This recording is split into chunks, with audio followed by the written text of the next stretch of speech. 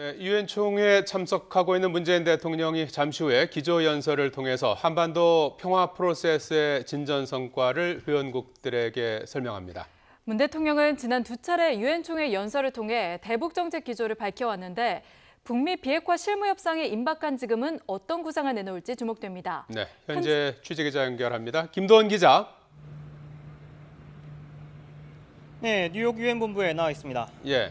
자, 문재인 대통령 취임 이후 세 번째 유엔 총회 연설인데요. 대통령이 유엔 총회에 매년 참석하는 것은 처음이죠?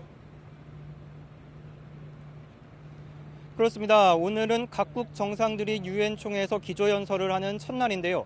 문 대통령의 연설은 12번째로 예정이 돼 있습니다.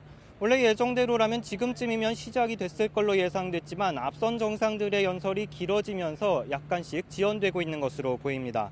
문 대통령의 지난 두 차례 유엔 총회 연설은 한반도 안보 상황에 초점이 맞춰져 있었습니다. 북한의 장거리 미사일 도발로 전쟁 위기설까지 나왔던 재작년에는 단호한 대북 제재와 함께 평창 올림픽을 통한 평화 정착을 제안했고 3차 남북 정상회담 직후였던 지난해에는 한반도 평화 분위기가 형성된 것을 기적 같은 일로 평가하면서 비핵화의 진전과 종전 선언을 기대했습니다. 문 대통령은 올해는 원래 유엔 총회 참석 계획이 없었지만 북미 비핵화 실무 협상이 임박해지면서 전격 결정한 방미인 만큼 오늘 연설에 어떤 내용이 담길지 주목됩니다. 네, 잠시 뒤에 문 대통령의 구상을 알 수 있을 텐데요. 대체로 어떤 방안을 예상해 볼 수 있을까요? 네, 일단 어제 새벽에 열렸던 한미 정상회담에서 두 정상이 북한에 무력을 행사하지 않고 또 비핵화에 따른 밝은 미래를 재확인했다는 점을 고려할 필요가 있습니다. 한미 정상 간의 논의를 발판으로 북한의 안전 보장을 위한 보다 구체적인 제안이 나올 가능성이 있습니다. 우리 정부와 국제사회가 할 수 있는 구체적인 실행 계획을 제시해 북한의 비핵화 조치를 이끈다는 구상입니다.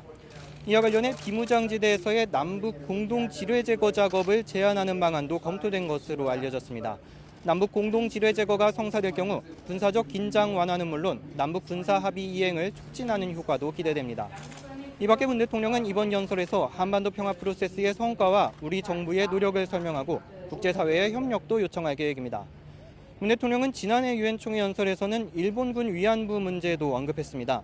위안부 합의만 내세우지 말고 역사적 진실을 인정할 것을 우회적으로 촉구했는데 현재 일본의 무역 보복이 지속되고 있는 상황이기 때문에 문 대통령이 전 세계 정상급 인사들 앞에서 일본 정부에 대한 비판 입장을 밝힐 것인지도 주목됩니다. 지금까지 뉴욕 유엔 본부에서 YTN 김도훈입니다.